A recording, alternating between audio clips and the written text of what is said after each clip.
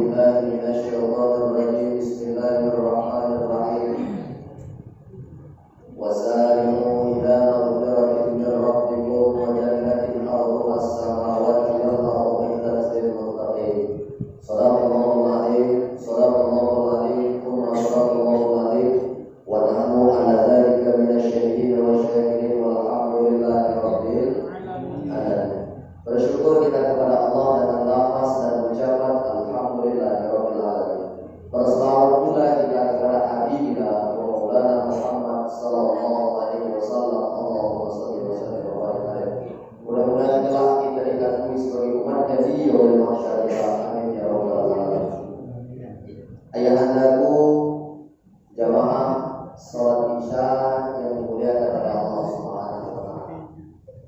Tetapi kami muliakan bersama yaitu para PKM dan jajarannya, kemudian perangkat desa, kepala dusun-dusun pasar laut, kemudian ayahanda ibunda yang besar tak bisa kami baula, yang kecil tak bisa kami sebutkan nama. Namun pada intinya kita yang senantiasa istiqomah. Al-istiqomatu khairum min alfi karamah. Apa artinya? Satu istiqomah lebih baik daripada 1000 karamah. Artinya malam ini yang senantiasa pada minggu-minggu yang lalu hadir dia, malam ini hadir dia, 2 minggu yang akan datang hadir juga. Khairum min alfi karamah, lebih baik daripada 1000 karamah. Maka mudah-mudahan yang hadir, yang di dalam, yang di teras, kita termasuk daripada orang-orang yang senantiasa istiqomah di dalam jalan Allah Subhanahu wa taala. Kita ucapkan kalimat istirja, inna lillahi wa inna ilaihi raji'un, kepada pendakwah, kepada guru kita, yaitu namanya kita ingat Syekh Ali Jabir, seorang hafiz Quran, kelahiran Saudi Arabia, ibtidaiyah, sanawiyah, aliyah, bahkan kuliahnya di sana, tetapi dia berdakwah di Indonesia, di tempat kita. Dia bukan kelahiran Indonesia, tapi jiwanya besar untuk Indonesia. Bahkan dia berkata, kalau saya meninggal, saya minta dikuburkan di Indonesia. Kenapa bisa seperti ini? Karena dia cinta kepada Indonesia. Hari ini kita ditengok KTP, dilihat KTP WNI, warga negara Indonesia, tapi ketika makan buang sampah sembarangan, rumah tangga ada sampah buangnya sembarangan, akhirnya sampah menumpuk, saluran air mampet tak bisa keluar, yang kena adalah kita juga banjir. Hujan sekarang ini lagi kuat-kuatnya. Saya berasal dari kecamatan Sebamban dan Selampah. Saya menengok memang saat ini memang sedang dalam keadaan sikit-sikit air itu meluap dan banjir. Maka itu harus kita tanamkan rasa cinta kepada negara kita. Maka hubbul watan minal iman, bukan hadis. Perkataan ulama, cinta kepada tanah air adalah sebagian dari iman. Maka dengan demikian orang yang senantiasa cinta kepada negaranya, maka insya Allah ada iman di dalam hatinya. Karena iman adalah intan yang paling mahal, mutiara paling berharga, tidak bisa diperjualbelikan. Maka mudah-mudahan malam ini termasuk Allah titipkan iman di hati kita. Amin. Amin ya rabbal alamin.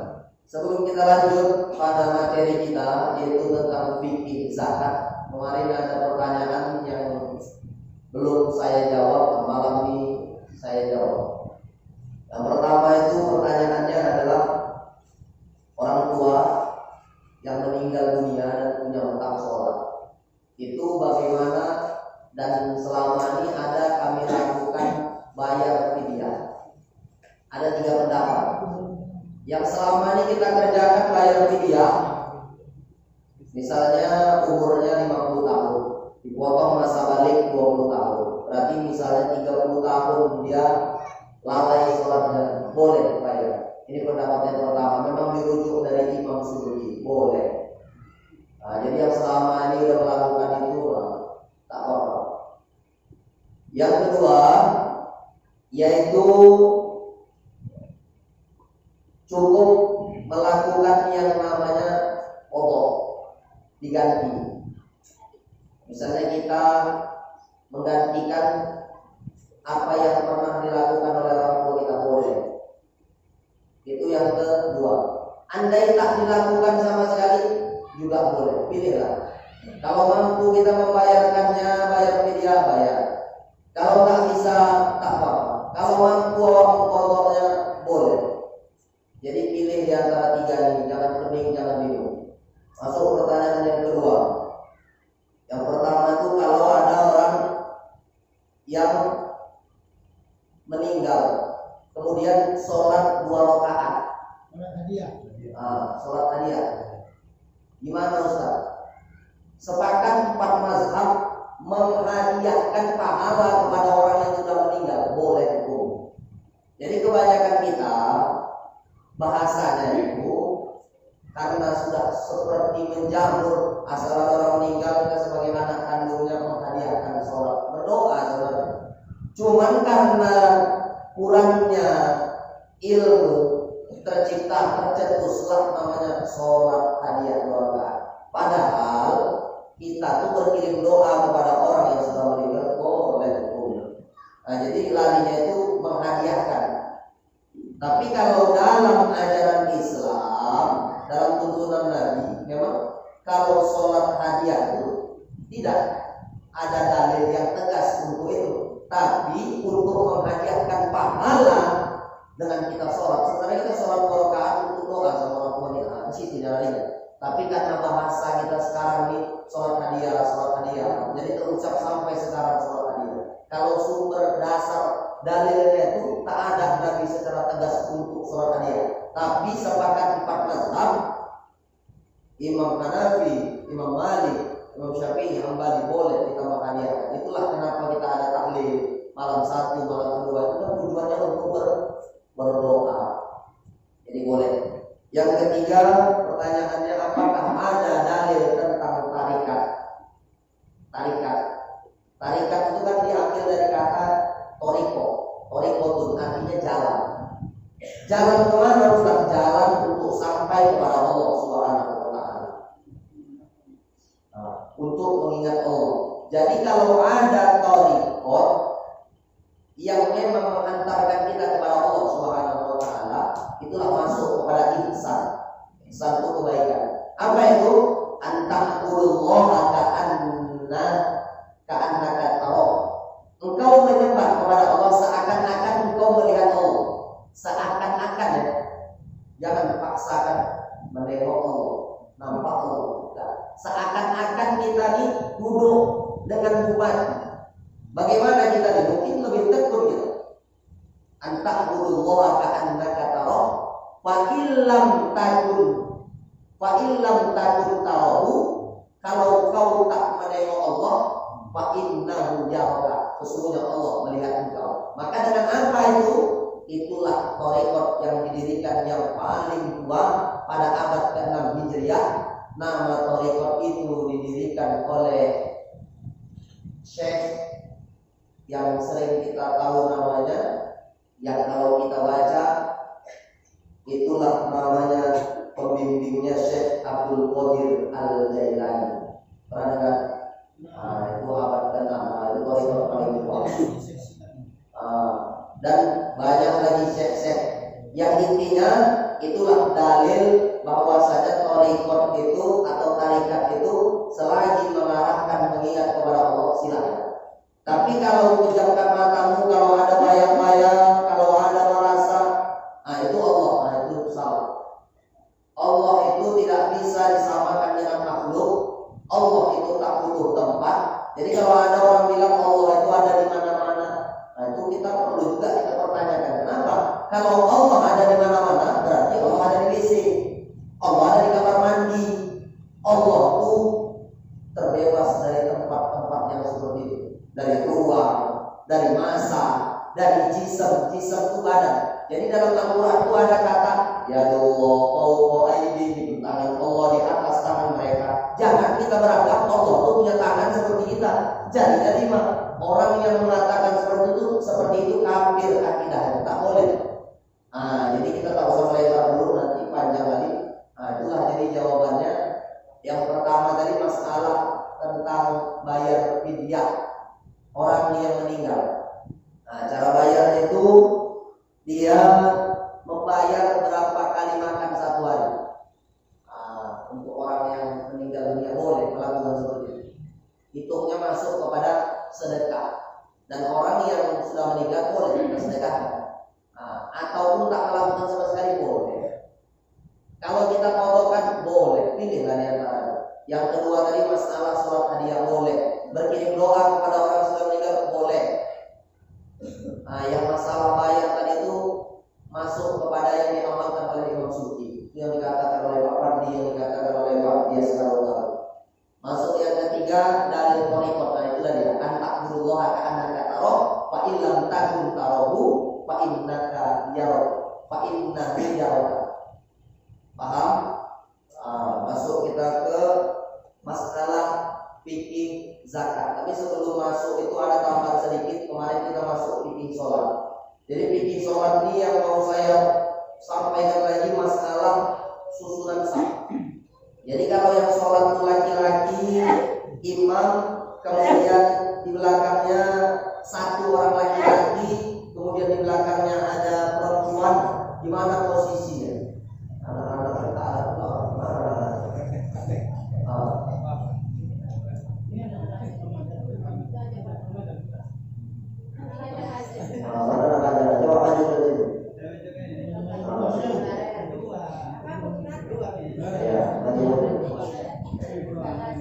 Mana lagi? Ada dua orang lagi.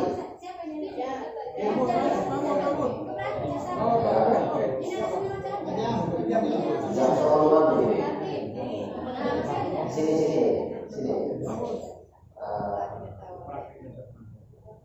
Coba misalnya imamnya yang paling depan satu. Perempuan itu yang belakang itu ibaratkan perempuan, yang dua itu perempuan. Jadi gimana posisinya? Perempuan dua, laki-lakinya satu. Jangan aja biar orang itu justru sendiri. Coba gimana? Setahu kalian. Perempuan dua laki satu.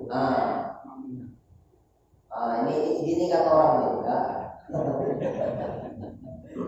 Kalau imamnya laki-laki, udah. Kemudian ada jamaah laki-laki, posisi makmum itu nggak seperti ini, tapi maju ke depan sejajar dengan imam, maju. Yang imam sebelah kiri, ya, maju sedikit aja, kasih pembeda sedikit. Sedikit aja. Maju lagi, jangan dulu kali gue, kan dia ada bedanya.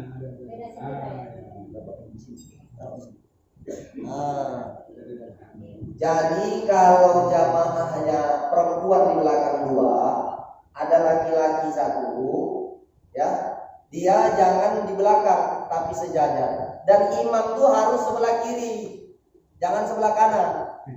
Paham? Seandainya lah perempuan satu aja di belakang. Ini mau sini, ya kamu. Misalnya dia nih datang mau sholat,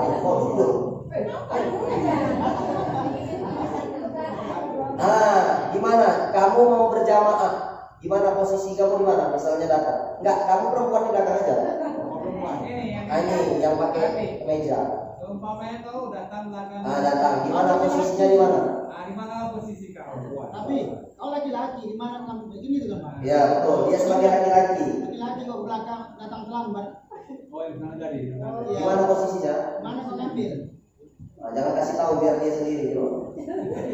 Di sini posisinya. Inilah yang keliru. Jadi gimana caranya?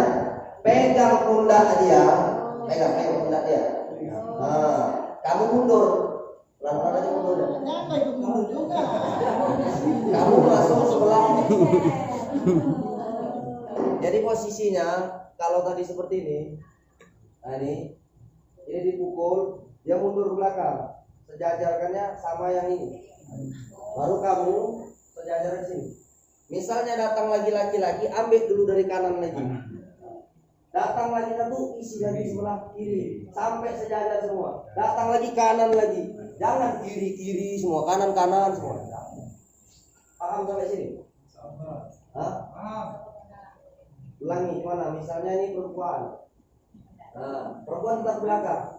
Kamu datang baru datang. Imam sedang baca Al-Fatihah, baca Al-Fatihah. Kok tanya ketawa? Nah, baca Al-Fatihah. Bismillahirrahmanirrahim. Nah, kamu datang gimana mau imam? Mau menjadi makmum?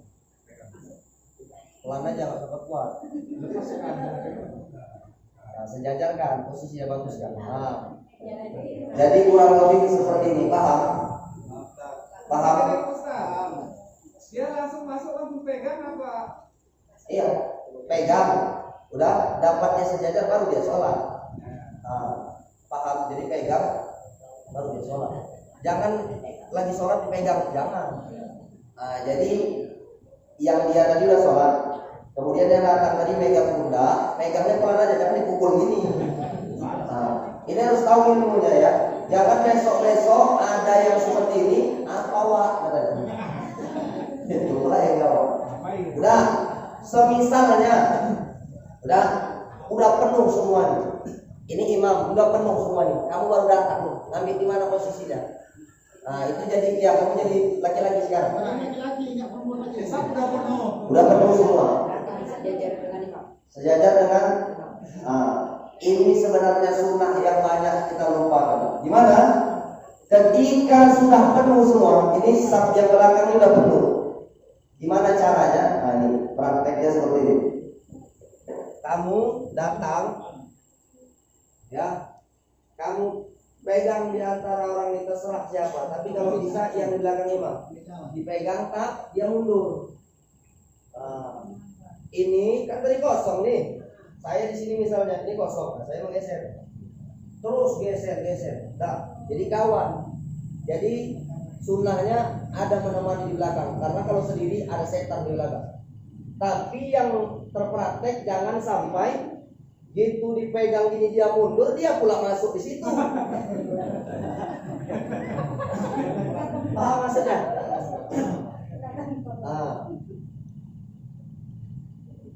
Jadi untuk kedepannya mana tahu pernah terjadi ya, kalau sudah penuh semua, kemudian di samping nggak bisa lagi juga sholat, caranya gitu.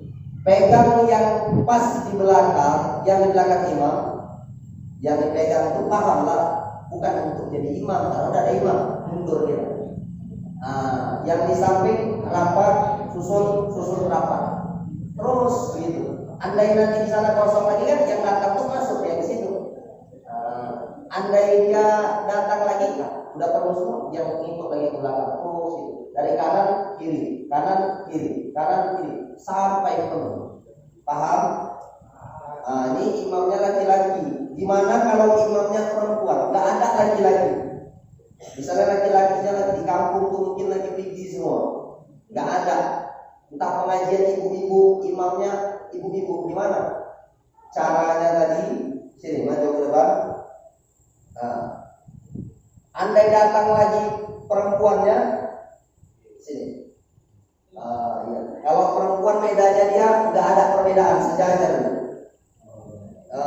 Terus sini perempuan datang terus penuh sampai belakang sejajar.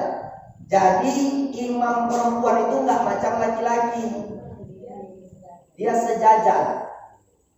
Paham ibu-ibu? Kalau jamaahnya perempuan semua, imamnya pun perempuan, imamnya sejajar seperti ini. Sejajar sama makmum. Tapi kalau laki-laki tetap dia maju ke depan. Tapi kalau dia sholatnya imamnya satu, jamaah laki-lakinya satu, dia berikan ruang sedikit. Kurang lebih itu antara imam itu sama jamaah laki-laki kasih jarak segini. Sedikit aja supaya nanda. Paham? Ada dulu. Ada pertanyaan. Jadi kalau imamnya batal dan sedang sujud, itu cara mengaji gimana? kalau bisa ganti imam tuh jangan kita sedang sujud. Jadi sedang berdiri.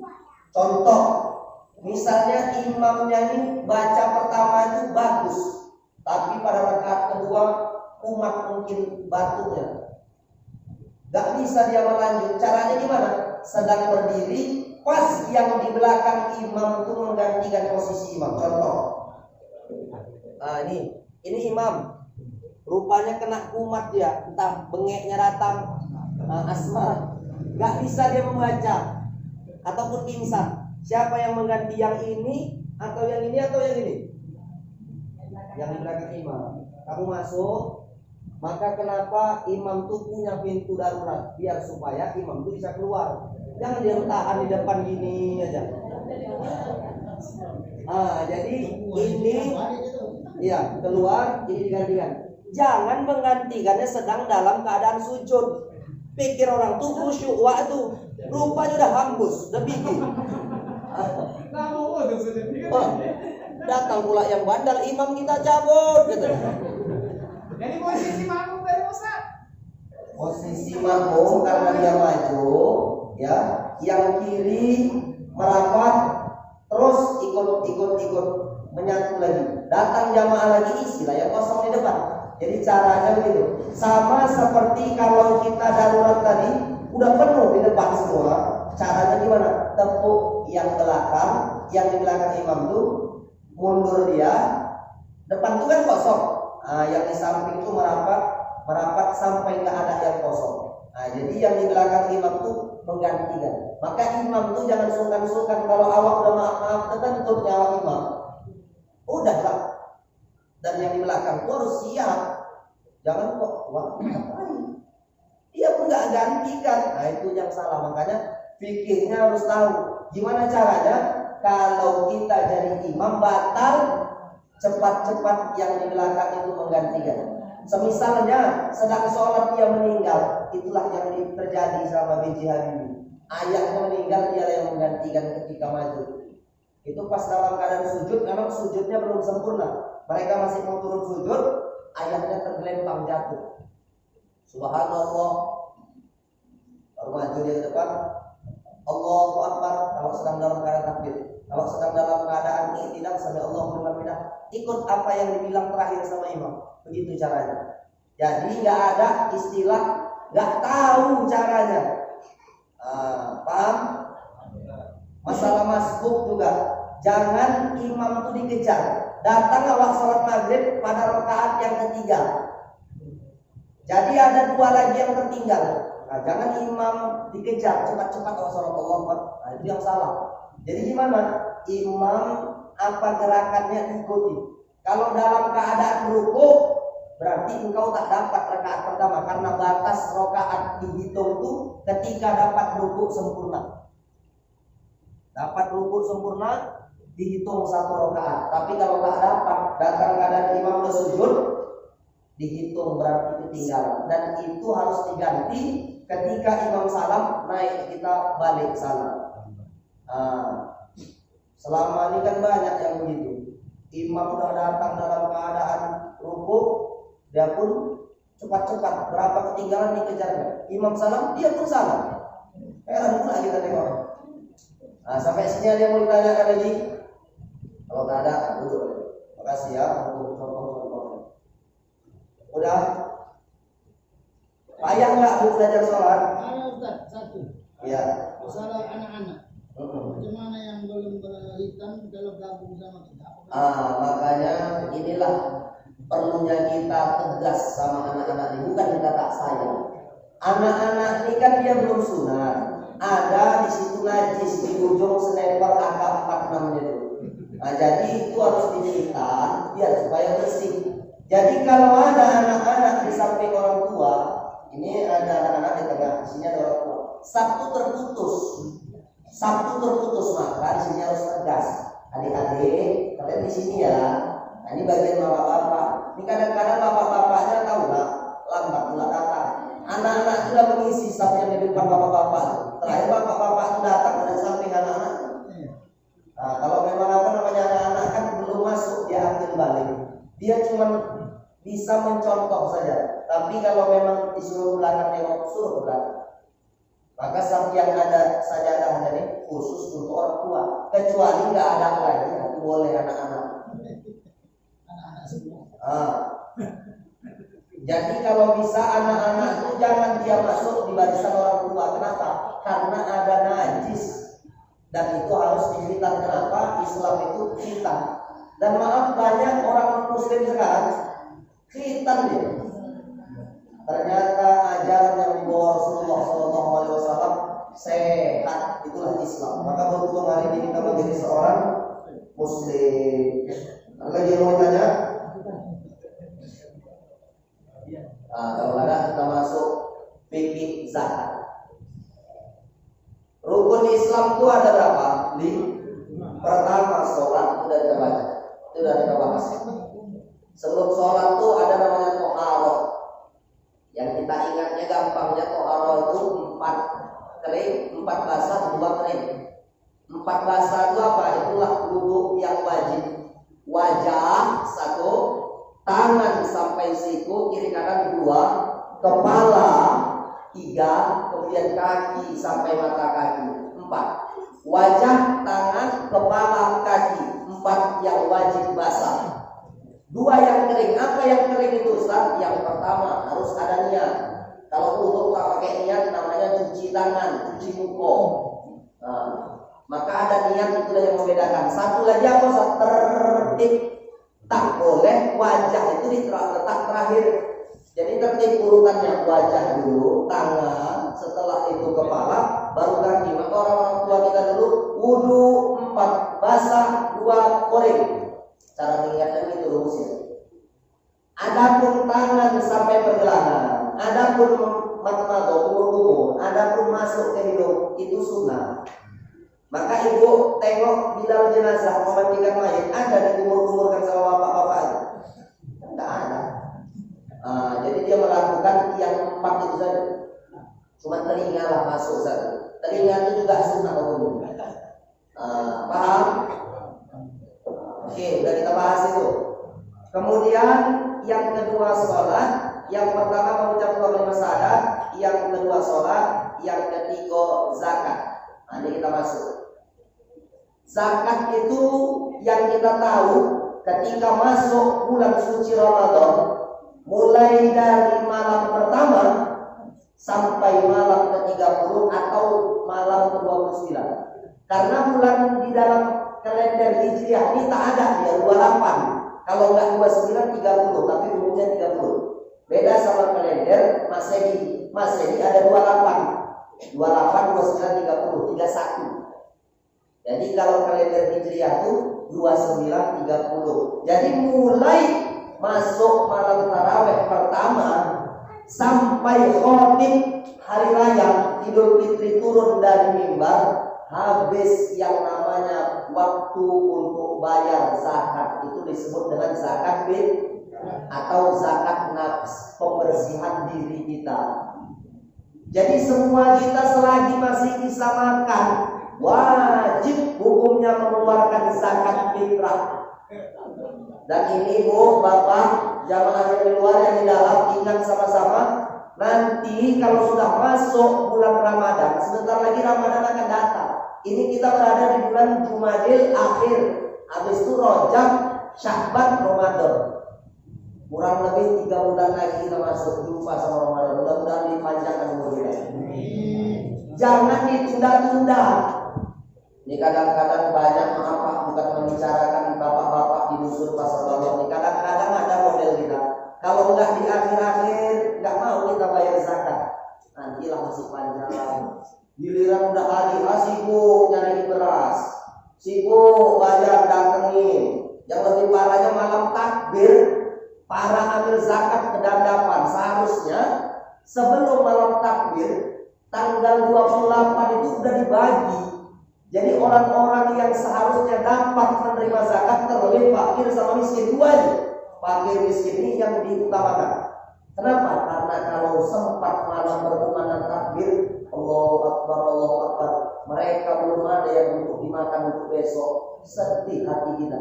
Maka dengan zakat fitrah, itulah pembersih nafs kita. Maka jangan ditunda-tunda. Batasnya kapan Ustaz? Terakhir ketika khotib turun dari mimbar, habis batas waktu pembayaran zakat fitrah. Jadi kalau kami bayar sesudah khotib turun, namanya bukan zakat fitrah, tapi namanya sedekah atau sedekah biasa. Ya, begitu pula Ustaz, memang begitu di dalam Islam. Maka kalau sudah datang bayar langsung, silakan. Berapa takarannya Ustaz? 2,7 on. 2 kilo 7 on, itulah yang harus kita keluarkan. Lebih boleh Ustaz, bagus, mantap. Kalau kurang jangan. 3 kilo, 3 kilo, 3 kilo. Alhamdulillah kami keluarkan zakat fitrah, genapkan 3 kilo. Karena kalau lebih, alhamdulillah, pakai yang seperti itu. Jangan pelit-pelit kali. Berapa sih 3 on itu? Setahun sekali kita mengeluarkan zakat fitrah. Masa 3 on aja kadang-kadang akan pas-pas saja lah, lebih kadang. Insya Allah berkah. Jadi Ustaz, dikeluarkan setiap bulan Ramadan atau bulan puasa dia. Itulah disebut dengan zakat fitrah. Tapi ini banyak ibu-ibu, bapak-bapak yang tahu zakat itu cuma itu. Padahal zakat itu banyak. Ini yang kita akan kupas malam hari ini. Ibu-ibu siap untuk mendengarkannya? Siap ya, bapak-bapak siap? Siap. Yang semangat berpati siap. Yang di dalam yang di luar siap. Siap. Oke, kepiting menyebut terang-terang menyebut di balik batu.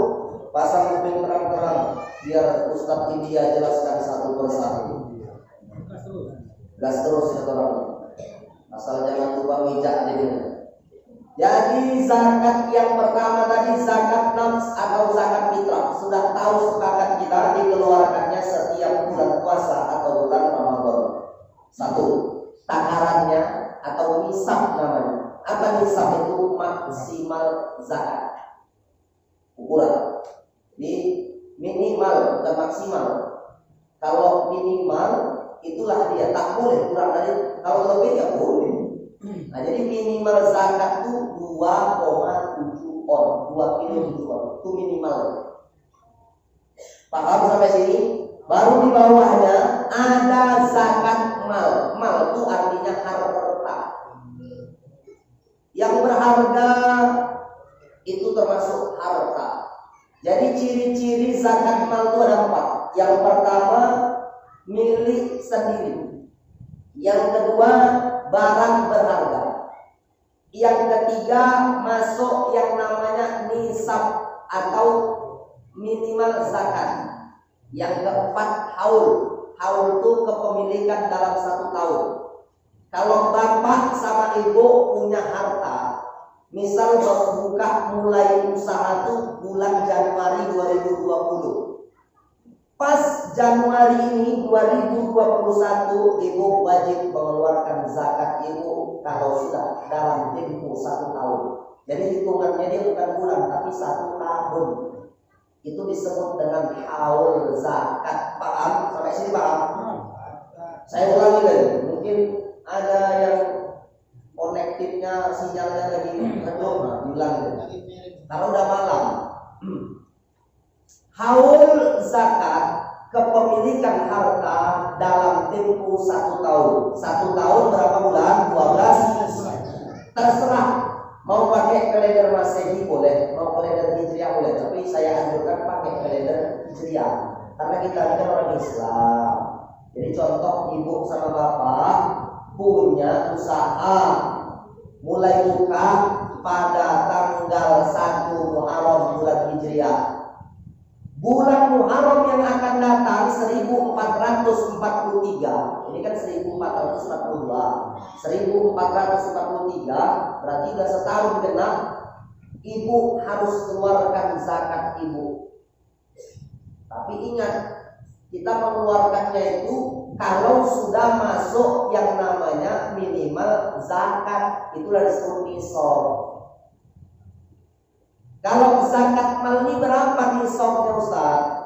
Berapa yang harus dikeluarkan? Contoh 85 gram emas murni.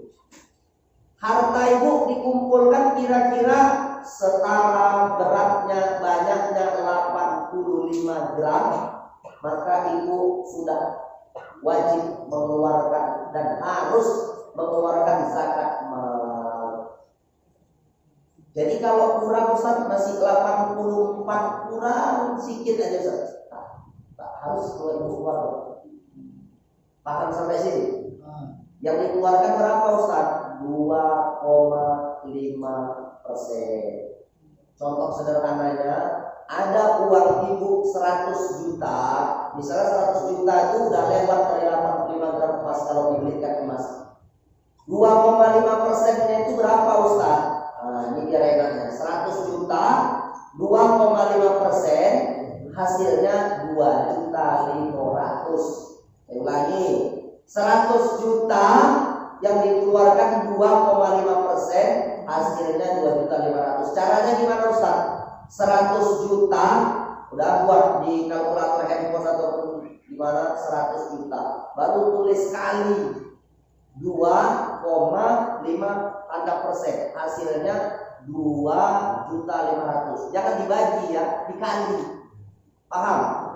Jadi kalau besok-besok ibu ada harta ibu, ibu tes, harus dikeluarkan. Enggak ibu keluarkan, nanti keluar dia sendiri.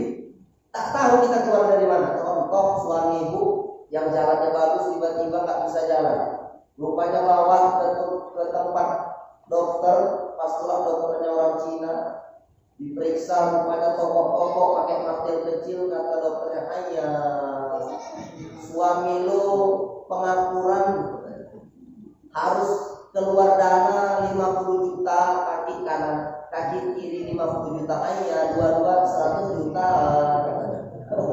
Habis duit tuh, nggak tahu dari mana bisa keluar. Maka biar supaya itu berputar, kita keluarkan itu semua. Sampai sini ada yang mau bertanya? Ada yang kurang jelas? Paham kan? Ibu-ibu paham kok cerita? Paham bu? Paham? Insya Allah paham, mantap ibu-ibu ya. Jadi zakat mal yang dikeluarkan 2,5%, minimalnya harta itu mencapai 85 gram emas. Kalau emas murni itu ya udah tahu lah, bukan emas 22, bukan emas 24. Emas London murni. Karena emas London itu paling mahal harganya. Sekarang ini berapa bu? 800. Lebih kurang. Nampak yang baru beli emas gitu kan. Bu, jadi ibu agak-agakkan aja 800 dikali 85. Berapa hasilnya? Kalau harta ibu mencapai sebanyak itu, ibu harus mengeluarkan zakat. Tapi ingat, dalam tempo 1 tahun. 1 tahun sekali ya. Kalau 100 juta cuma 2.500.000 setahun. Coba lah, banyak kan? Gak banyak kan bu? Banyak juga. Dari 100 juta ya gak banyak. Nah, dari 100 juta gak banyak kan Pak? Tapi kalau udah hitungannya miliar, dalam diam-diam aja loh Ustaz ya, di rumah aja Pak. Yakinlah itu nanti yang macam saya bilang tuh, nanti lah anaknya kakinya hilang, entah ditipu orang bukan kita dapat pahala, maka dikeluarkan itulah dapat membantu.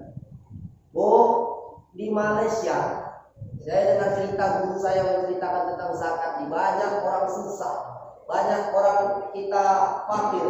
Saya sering bilang kan, fakir itu kan lebih susah dia daripada miskin. Kalau fakir itu nggak ada pendapatan sama sekali, tapi kalau miskin masih sama sekali ada pendapatan.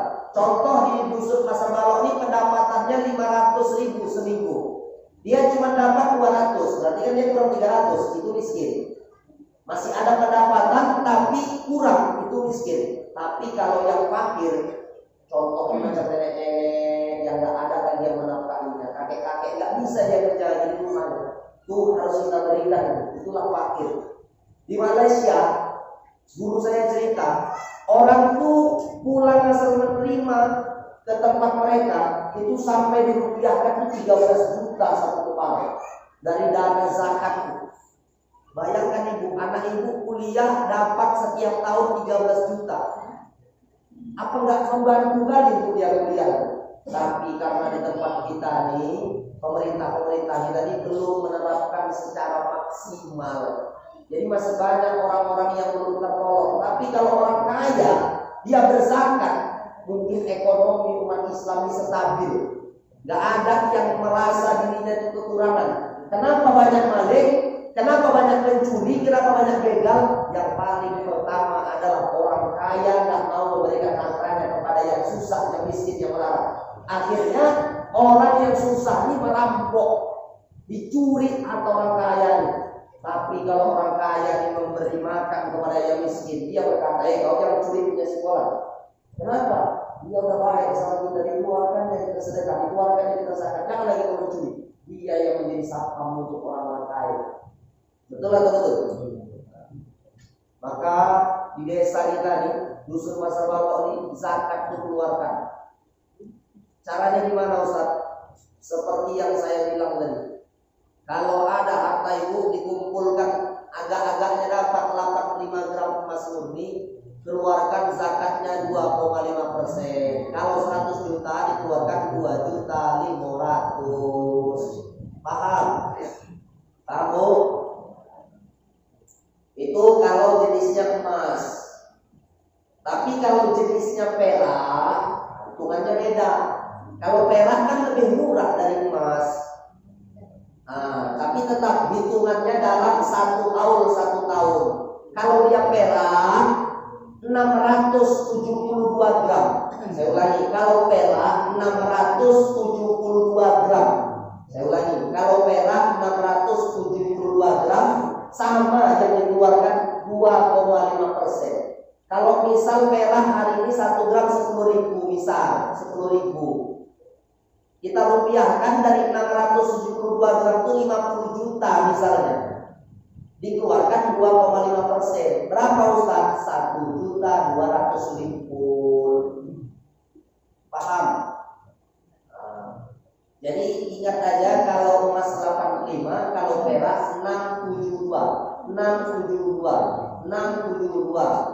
Ingat tuh? Ingat? Kalau nggak ingat, tulis di buku biar supaya ingat. Udah? Itu kalau zakatnya emas dan perak. Ustaz, kami nggak punya emas, Pak. Emas kami cuma untuk hias-hiasan aja. Apa itu harus dikeluarkan juga? Kalau emas hiasan ibu sampai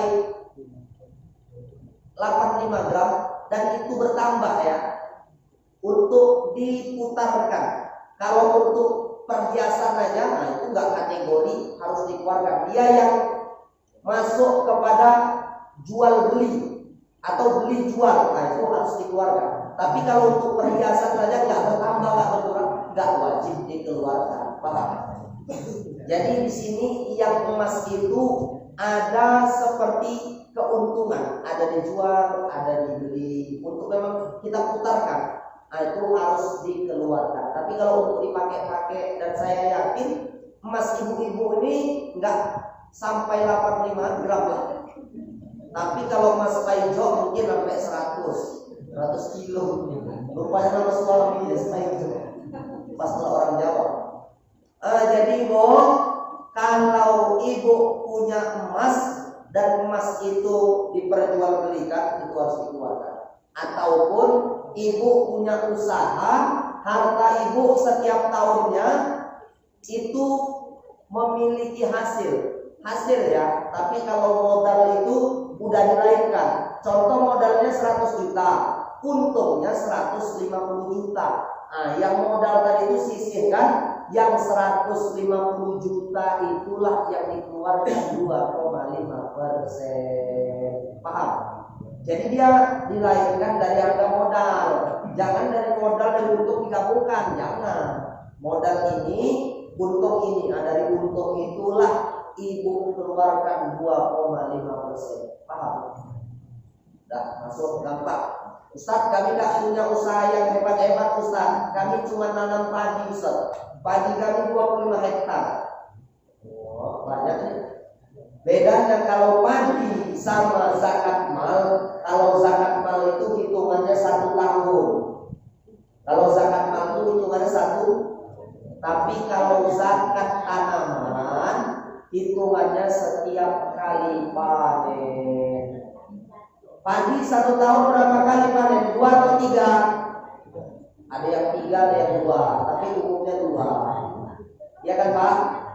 Pak Lias tahu. Kalau sedikit. Sini banyak padi. Oh, banyak. Padi semua. Ini pun padi juga. Ada bulan. Dulu kan? Dulu. Jadi saya bilang kalau dia padi dikeluarkan setiap kali panen, terkhususnya adalah makanan pokok. Indonesia ini makanan pokoknya apa? Beras. Siapa yang bisa makan beras? Nasi ya. Tapi nasi itu hebat. Dari padi jadi beras jadi nasi. Padahal itu juga ya jadi lontong. Itu juga. Hebat. Kayak padi digiling, dimasak, jadilah nasi. Makanan orang Indonesia adalah nasi. Tapi herannya kita nasi udah dimasak digoreng nih, namanya nasi goreng. Tapi bapak-bapak kalau malam-malam jangan kebanyakan makan nasi goreng karena rentan sama yang namanya penyakit. Jadi saya selain ceramah juga bisa mengasih nasihat kesehatan juga, belajar dari Pak Lias. Jadi Bu, kalau ibu punya padi, punya sawah, ibu keluarkan setiap kali panen. Dan minimal zakatnya 5 wasak. 5 wasak itu berapa Ustaz? 300 sak. Saya ulangi, yang dikeluarkan itu 5 wasak atau 300 sak. 1 sak itu beratnya 3,1 kilo. Jadi kalau 5 wasak di Indonesia beratnya 840 kilo, hampir kurang 1 ton. 1 ton kurang. Jadi 840. Jadi kalau ibu punya padi, panen mencapai beratnya 840, ibu udah kena potong harus mengeluarkan zakat. Yang dikeluarkan banyak Ustaz, sedikitnya 5%. 5%. Jadi kalau ibu punya 840, kalikan aja. Kali 5%. Kurang lebih hasilnya cuma 4 berapa itu? Dia ada 2, ada 10, ada 5. Kalau dia banyak minta bantuan manusia, banyak minta pupuk, misalnya yang pupuk orang, yang bajak sawah orang, dia mengeluarkannya lebih sedikit 5%. Tapi kalau menunggu dari langit aja hujan tinggal, itu lebih banyak 10%. Jadi dia ada 2, 10% dan 5%. Ya, yang punya ladang kan ibu, pasti yang lebih tahu ibu. Tapi bisa saya pastikan kalau ibu banyak membayar upah sama orang, yang ibu keluarkan tidak 10%, tapi 5%. Kurang lebih contohnya kalau padi ibu sampai dia 100 kilo, 100 kilo lah. 1 ton itu kan 1000 kilo. 1000 kilo yang ibu keluarkan 5%. Dikalikan aja. 1000 kilo kali 5%. Hasilnya keluar, itulah yang ibu harus keluarkan. Maka orang tua dulu pakai kaleng. Kaleng. Dan itu pas juga hitungan, dan itu dikeluarkan. Kenapa harus dikeluarkan? Itulah zakat tanaman. Paham? Paham Ibu? Jadi kalau kami yang gota, kami yang sawit gimana Ustaz? Lari masuk dia ke zakat mal. Ke zakat mal dia hitungannya setahun juga. Karena itu kan masuk ke harta kita. Jadi hitungannya juga dia setahun. Rupanya sawit ibu sama getah ibu dikumpulkan jumlahnya 100 gram. Udah tenang lah, udah lewat dia 85 gram.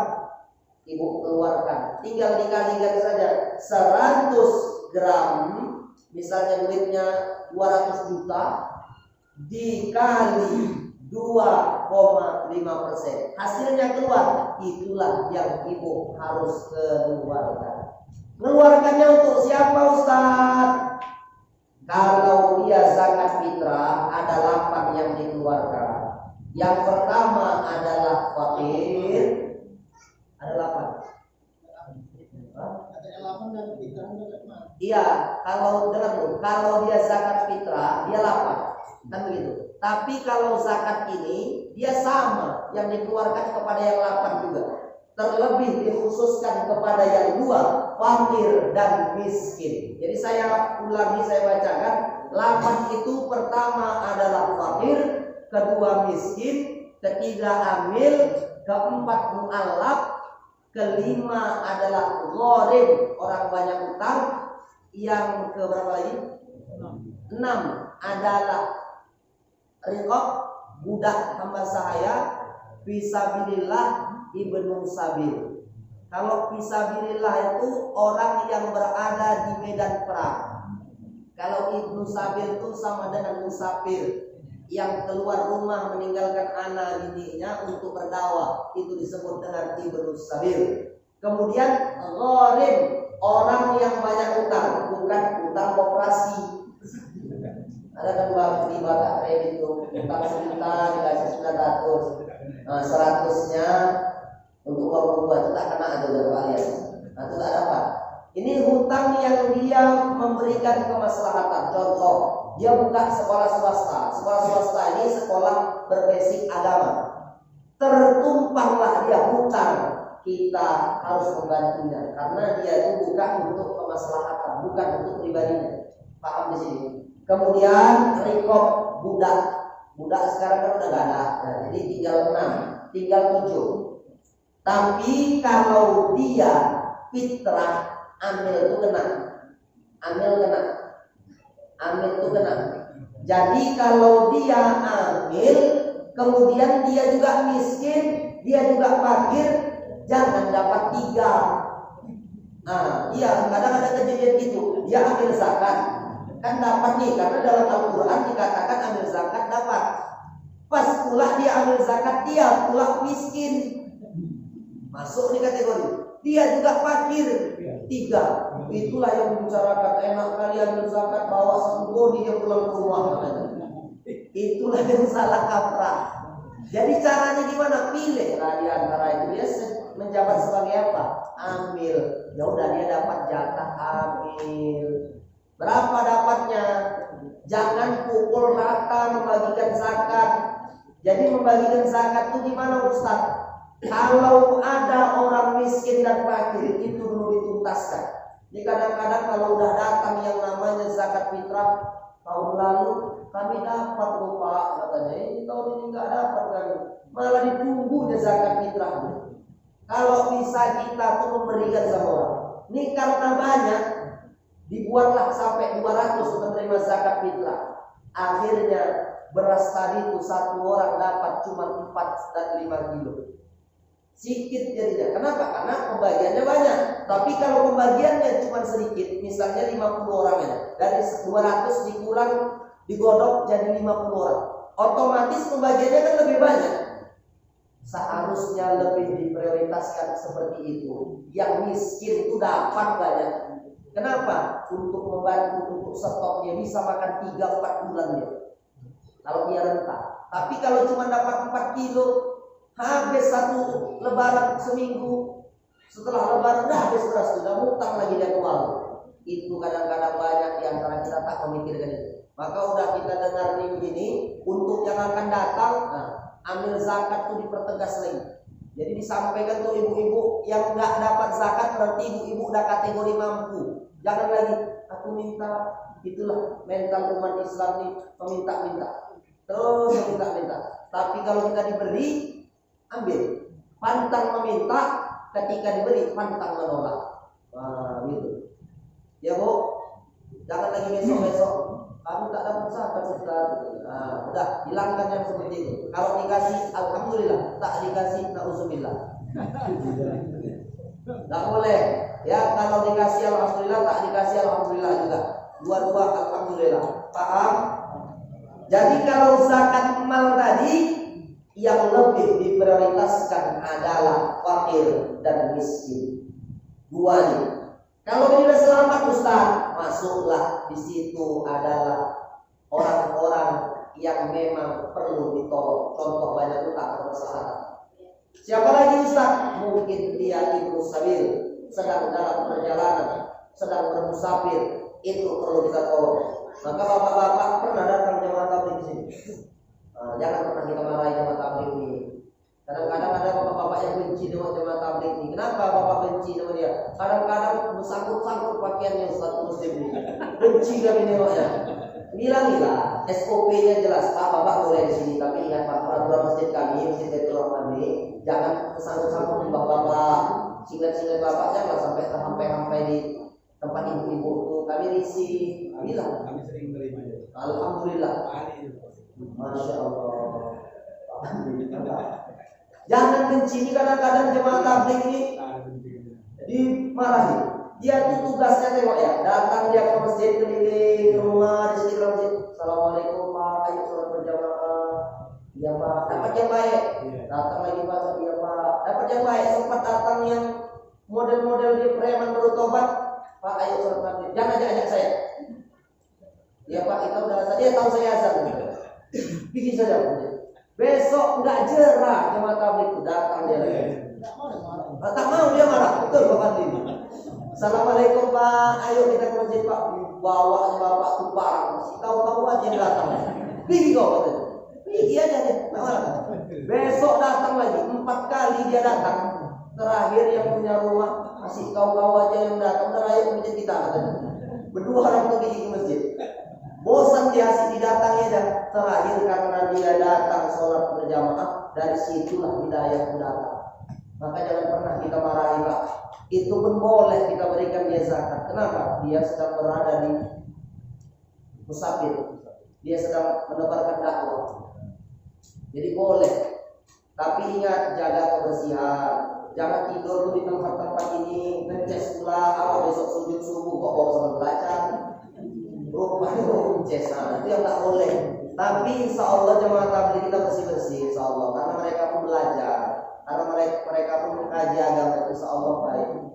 Maka ibu-ibu, senang kita kalau agama itu dilaksanakan oleh orang-orang yang berilmu. Jadi sebenarnya banyak Bu yang ingin saya sampaikan. Zakat itu ada lagi zakat rikas. Apa itu zakat rikas? Zakat barang temuan. Misalnya kita ngorek tanah, nyangkol-nyangkol, dapat peti buka harta karun, diangkat ini kurang lebih beratnya 4 kilo. Nah itu ada zakatnya. Dapat ibu yang berharga uang, tiba-tiba jalan dapat duit 1 koper misalnya. Nah itu ada zakatnya. Jangan pula ibu kalau di rumah itu Bang, kita masukkan ke rumah Bang, ada zakatnya itu. Itu harus dikeluarkan. Kemudian zakat apa lagi? Binatang ternak. Di sini banyak yang punya kambing. Wah, banyak. Hampir semua. Hampir semua. Ada satu orang punya 50 ekor. Belum dapat. Nah, nanti ini kita kupas pada pertemuan dan episode yang akan datang, ya Bu. Nah, jadi yang pertama tadi zakat nafs, kemudian zakat mal, zakat perak, zakat emas, kemudian zakat tanaman, zakat rikas dan zakat yang lainnya akan kita sajikan pada pertemuan yang akan datang. Seperti biasa, sesudah kita memberikan penjelasan, kita akan membuka sesi tanya jawab. Tadi saya mulai ceramah itu jam 9, setengah 9, jam 8 lewat 30. Ini udah pas 1 jam juga. Jadi ibu-ibu, ayah anda, ada yang mau bertanya, yang di luar, silakan untuk bertanya. Ada Ustaz. Iya Pak. Sama untuk panitia ambil fitrah itu. Bagaimana caranya untuk panitia ambil? Membentuk amil zakat, seyogyanya yang menerima itu Basnas, Badan Amil Zakat Nasional. Jadi mereka lah, kita kita serahkan ke sana. Tapi karena jauh kali, karena yang diambilnya itu kan sekabupaten. Jadi mana Basnas? Di sini, di sana di pusat kan jauh. Jadi gimana caranya? Sepakat yang di kampung ini mengangkat yang namanya ambil zakat dan disepakati, itu pun sudah sah. Tapi itu hanya untuk kita di lingkungan kita saja, tidak sampai ke tempat lain luar ya, kita saja. Tapi yang resminya itu dari Basnas, Badan Amil Zakat Nasional. Dan biasa untuk yang ASN ini kan yang Polri, TNI, kemudian yang PNS, kalau pemerintahnya dia beragama Islam, itu mulai diterapkan yang namanya setiap keluar gaji sudah dikeluarkan zakatnya 2,5%. Jadi sudah dikeluarkan dan itu sudah dihitung. Makanya kenapa kita harus memilih pemimpin yang Islam, supaya Islam itu tegak. Karena dalilnya itu ambil, bukan kita menunggu. Kalau menunggu itu bukan katanya. Jadi intazir, tapi Al-Quran itu ambil zakat mereka. Jadi dulu itu ceritanya kenapa si Korun itu datang ke sana, para utusan dari pemimpin saat itu untuk mengambil harta si Korun. Harta udah banyak, kuncinya aja, kunci gudang itu orang yang tegap-tegap 40 orang, ontanya yang besar-besar membawa kunci gudang saking banyaknya. Tapi dia mengatakan ini punya uang yang mencari keringat, punya mengeluarkan ini. Karena itu Allah marah, Allah tenggelamkan Korun bersama harta-hartanya, hilang lenyap di dalam tanah.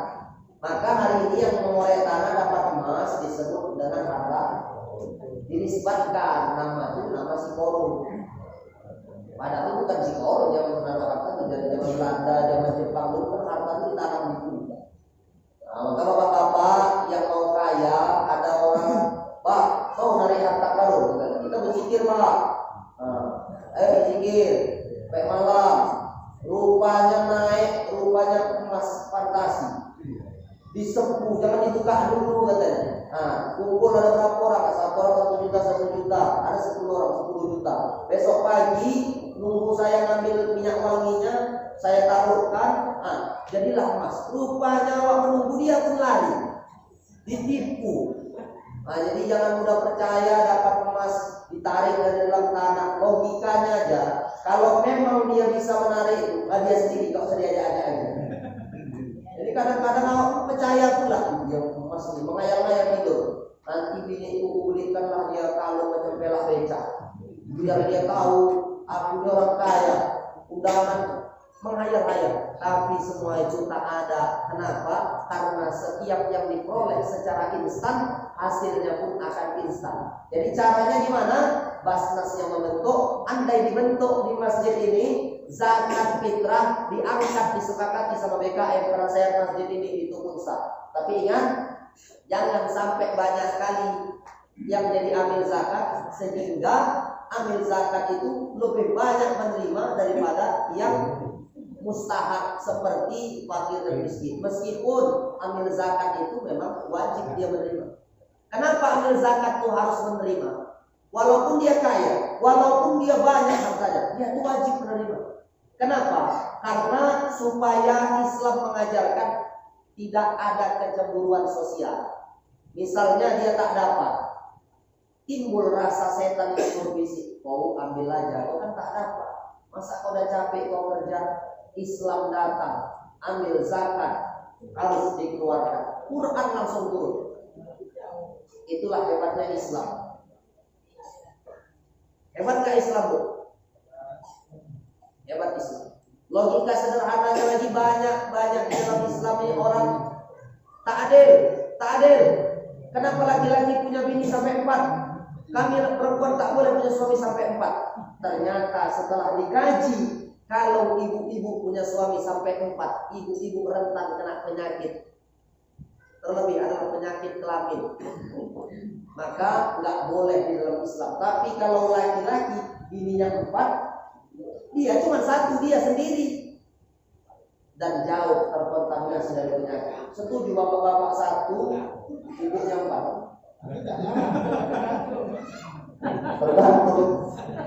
Kalau masih ada ibu, jangan buka cabang. Selalu saya sampaikan. Ibu-ibu kalau masih hidup bilang sama suami, bang, aku masih hidup. Kata Ustaz India, kalau aku masih hidup jangan apa buka cabang lagi. Rasul menikah lagi Khadijah sudah wafat. 25 tahun hidup sama Khadijah. Rasulullah tak mau melirik wanita lain. Jadi hari ini yang istrinya satu, alhamdulillah sudah mengikuti sunnah Rasulullah SAW. Tapi jangan SMS-an ke orang lain. Nah, itulah. Jadi caranya begitu Pak, dibentuk, sepakati sama orang di masjid ini, tapi ingat secukupnya dan itu efektif bisa berjalan untuk pembagian zakat fitrah. Dan ingat jangan malam takbir itu sampai kita larut-larut malam. Dan ambil ini kan punya kegiatan lagi. Kalau bisa udah tanggal 28 selesai semua. Kita datang ke rumah, gak bayar zakat, jangan kita nunggu. Tapi perlu yang namanya kita datang ke rumah, udah bayar zakat Pak, belum ayo langsung ijab terus. Kalau di Malaysia tak ada ijab kabul, jadi gimana bayar zakatnya pakai kartu, macam kita di Kuala Lumpur, macam kita mau masuk jalan tol tertib, dah siap. Jadi kalau ada yang bertanya nggak mau pakai ijab kabul gimana? Sah. Ijab kabul bagus, afdol. Jangan pening-pening. Ini kadang-kadang harus ijab kabul. Pas pulang yang tadi itu sakit, nggak bisa pulang dia jalan sekali jalan kakinya makin parah. Karena menyusahkan orang lain. Jadi hukumnya boleh dibentuk orang-orang yang ada di masjid dan sekitar. Yang lain, masalah zakat mal tadi Ustaz. Adanya modal tadi kan 100 juta. Keuntungannya 150 juta maksud dari mana? Kembali ya. Ya, itu yang 150 juta itu Ustaz, hitungan bersihnya atau hitungan kotornya kita keluarkan? udah bersih semua baru dikeluarkan. Kalau masih kotor, masih banyak yang dibayar, jangan dulu. Bayar hutang, bayar yang mau dibayar, udah dilengkapi semua, ada sisanya, itulah keuntungan bersih yang harus kita keluarkan. Udah dibayar hutang, udah modal, sudah dikumpulkan semua gak kiri, sisanya 100 juta. Dan dia kalau dirupiahkan atau disetarakan 85 gram emas, udah jatuh 2,5%. Paham? Nah. Tadi kan masalah zakat. Ini membahas masalah zakat. Ya. Jadi misalkan ya Kak, kita punya penghasilan dari sawit gitu kan. Ada yang bilang katanya kalau kita panen sawit itu kita harus mengeluarkan infak, wajib katanya. Kalau infak itu nggak wajib, tapi kalau zakat wajib. Itulah rukun. Rukun itu nggak boleh ditinggalkan. Kalau kita cuma panen, misalnya ada berapa bulutan kita itu banyak, ladangnya itu satu arti lah, sawi semua. Ya namanya kita hasil panen, masa kita tega gitu nengok orang kita cantik gitu, tapi nggak kita kasih. Berarti kan kita merusak pergaulan di lingkungan kita. Terlebih orang yang memang enak kali sawitnya kita kasih.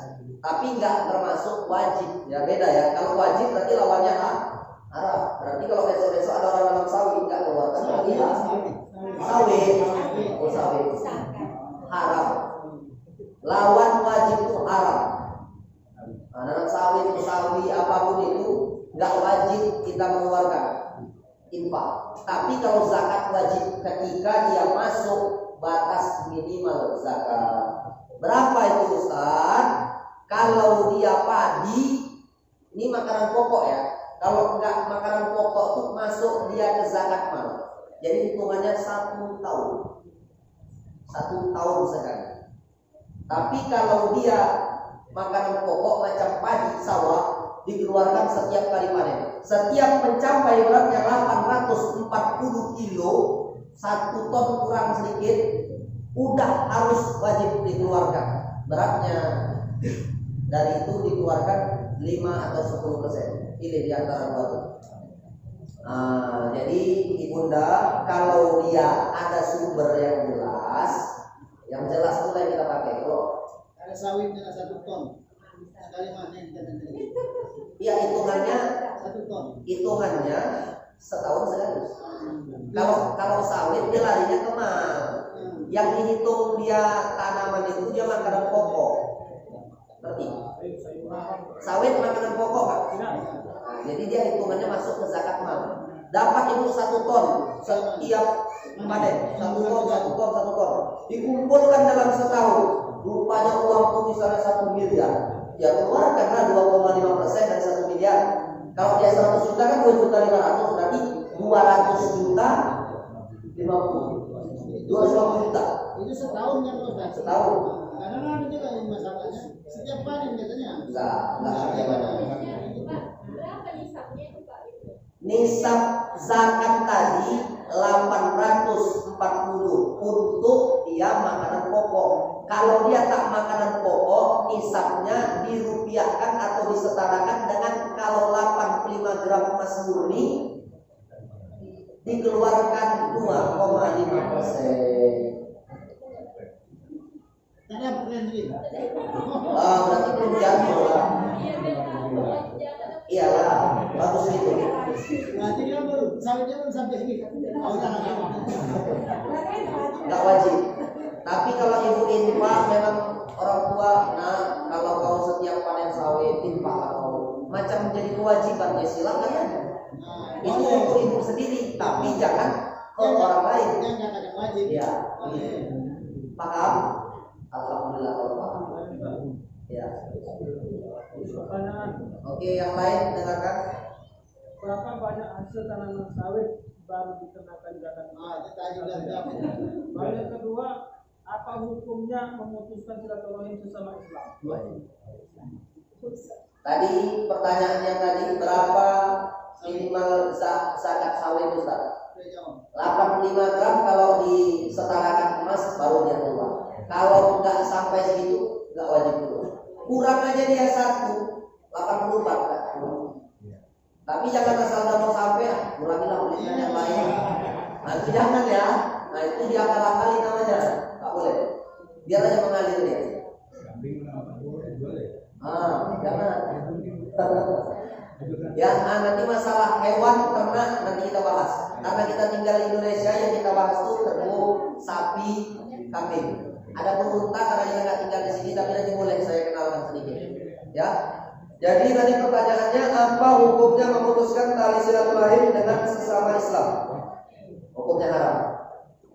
Kenapa gitu Ustaz? Karena kita ini yang melakukan fardu kifayah itu ya Islam juga. Pernah di sini ada orang melakukan fardu kifayah, tapi yang memandikannya orang non Muslim. Tak orang Kristiani datang. Ayo orang enggak ada. Tetap orang kita Islam. Jadi kalau ada orang Islam memusuhi teman se-Islamnya, berarti dia tak paham dengan akidah Islam itu sendiri.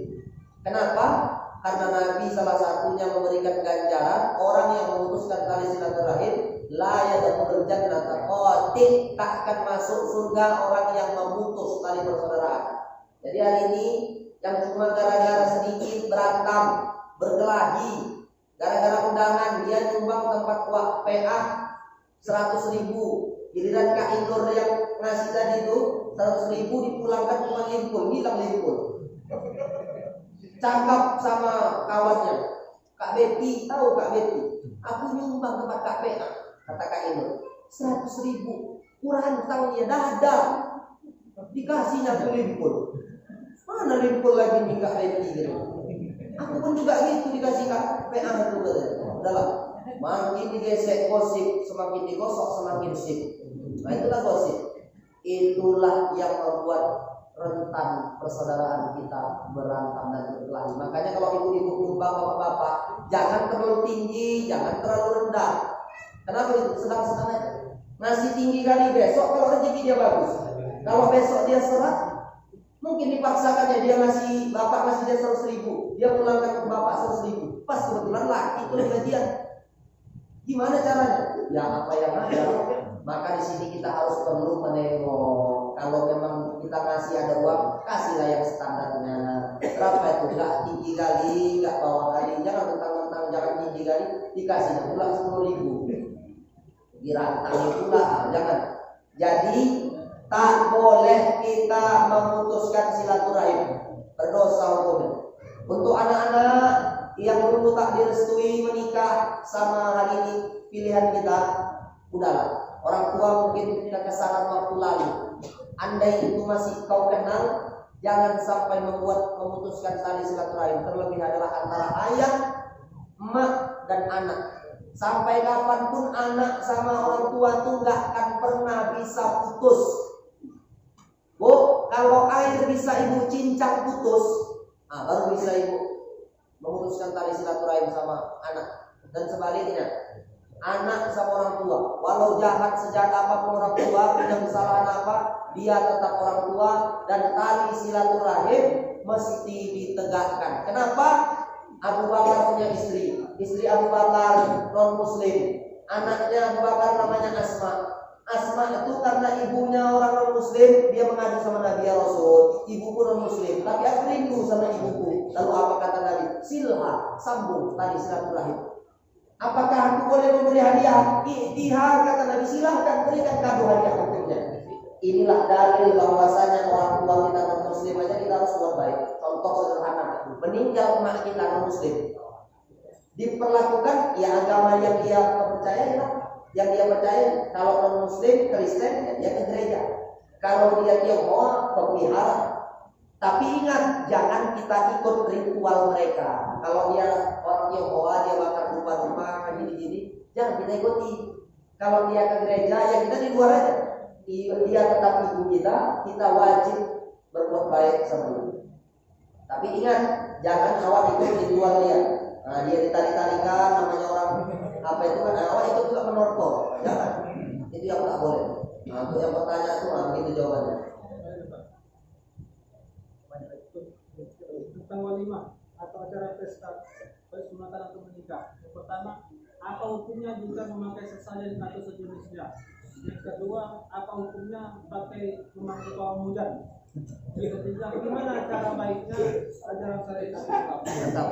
Jadi kalau ada yang pesta baik sunat atau menikahkan anak, kalau besok-besok ada yang lagi datang sama pawang hujan, Bu, Wah, kami mau pesta. Coba tengokkan tanggal yang bagus. Bulan Januari ini tanggal berapa yang bagus? Wah, dia pun sibuk membakar minyak, dihidupkan mancis, dibakar diarang.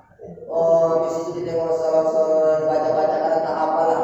Tapi kami bulan disimpan jadi obat misalnya. Habis itu, tanggal 22 bulan Januari ini tanggal baik. Kok bisa tahu? Ya, rewangan guru yang masih tahu. Sahabat aku yang masih tahu, rupanya dia bersekongkol sama jin. Jin tadi masih tahu. Maka nggak heran kita kalau datang berobat harus bawa ayam putih semua, nggak ada yang warna lain, warna hitam, putih.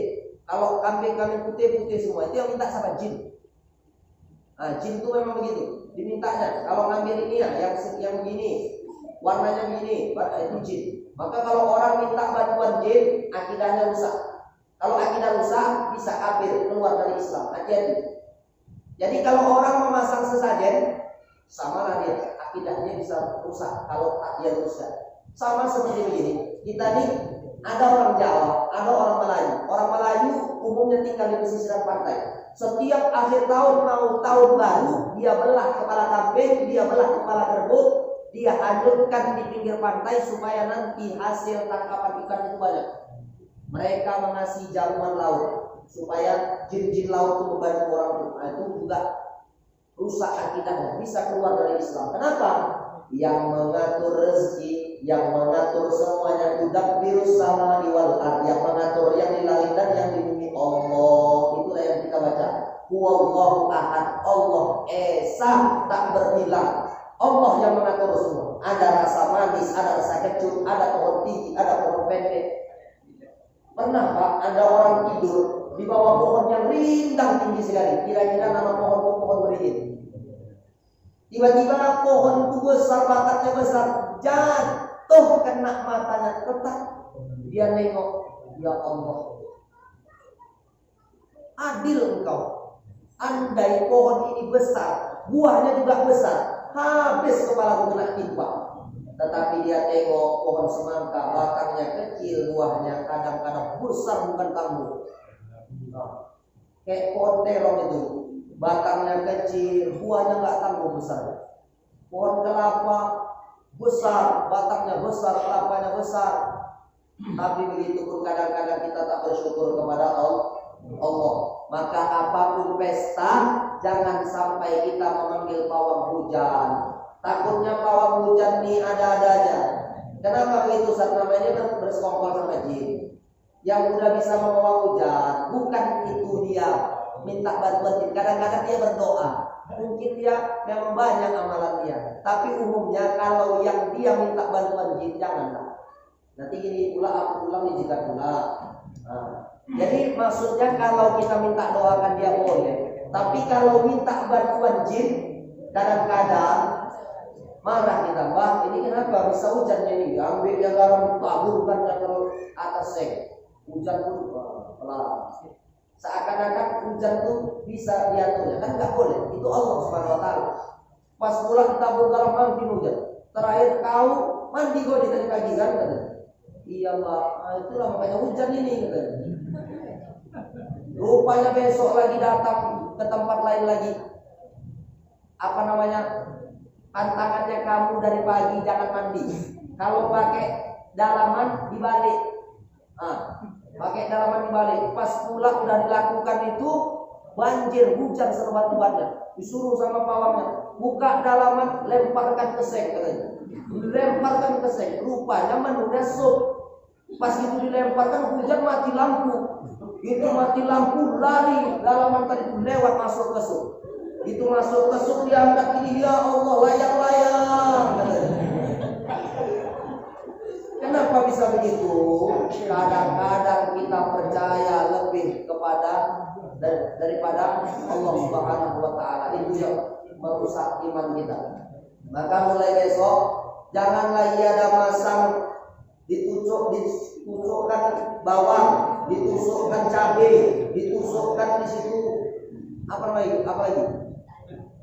Kelapa ada, udah mau menggulai itu. Udah jangan lagi kayak gitu. Kenapa? Itu bisa merusak akidah kita. Kalau udah ngaji kita serahkan sama Allah. Berdoa kita di kamar, sholat. Ini kadang-kadang pengantinnya pun tak sholat. Yang menerima tamu kadang-kadang tak sholat. Sholat boleh dijamak andai bapak-bapak ibu-ibu pesta. Ibu nggak bisa sholat zuhur, sholat di waktu asar. Nggak bisa ibu agak-agaknya sholat asar nih. Sholat asar dimajukan di waktu zuhur. Jadi sholat zuhur digabung sama asar kan jadi satu waktu.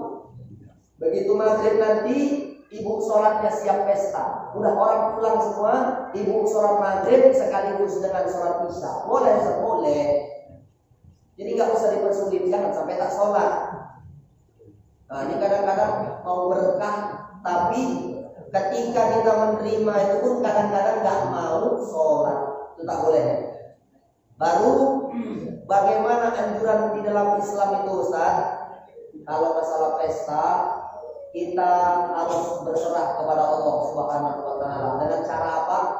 Sholat. Setelah sholat meminta dari Allah Subhanahu Wa Taala.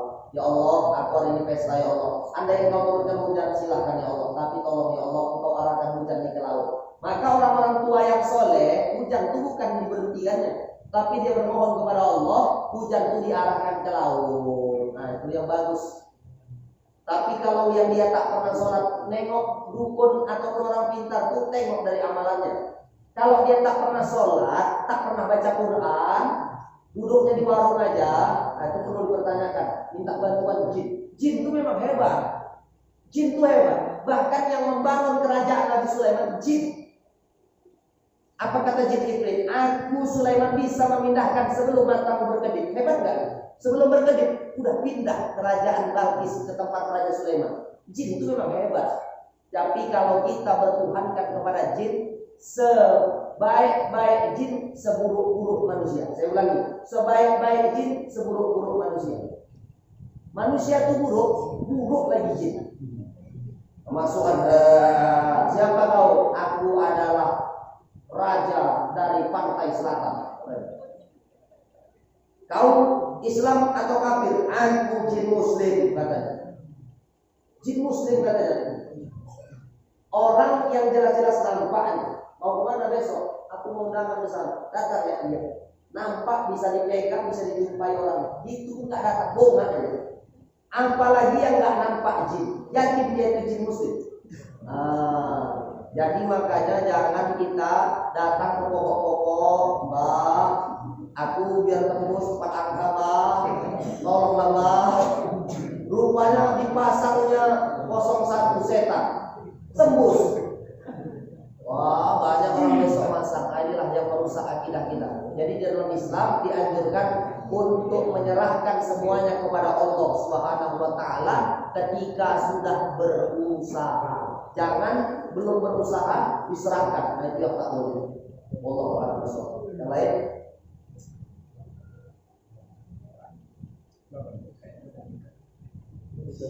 Ibu-ibu ada yang lain? Kalau tak ada kita tutup dengan doa. Bapak-bapak. Ini sedikit Pak Ustaz. Masalah badan amin. Ya. Apa boleh badan amin membatasi menerima zakat fitrah? Misalnya musim 27 Ramadan lewat itu nggak terima lagi.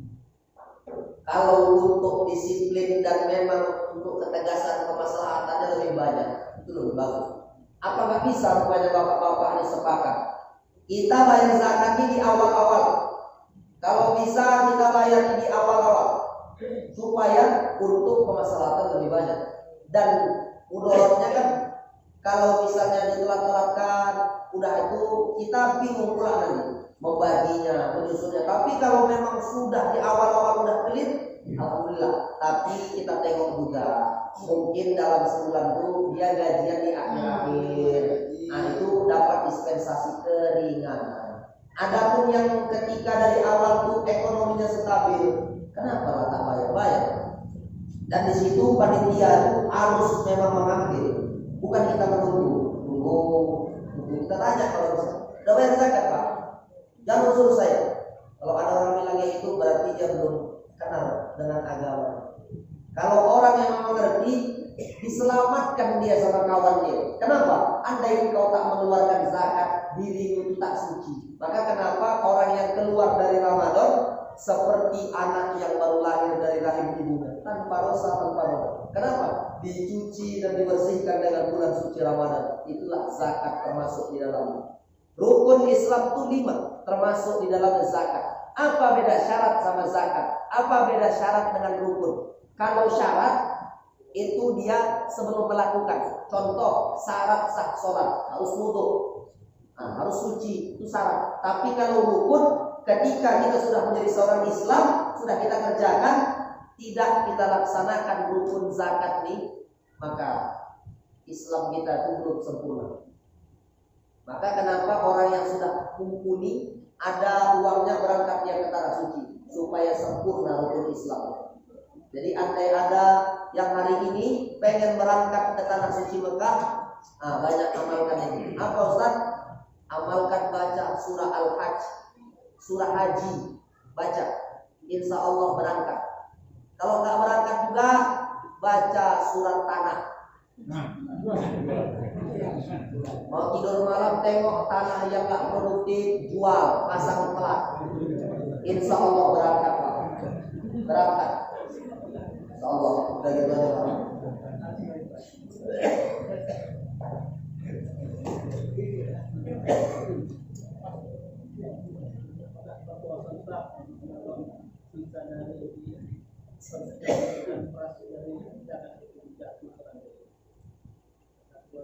Semaksimal mungkin sudah kita lakukan yang namanya tidak ada yang tersisa. Tapi apalah daya namanya manusia, satu butir pasti ada tersisa.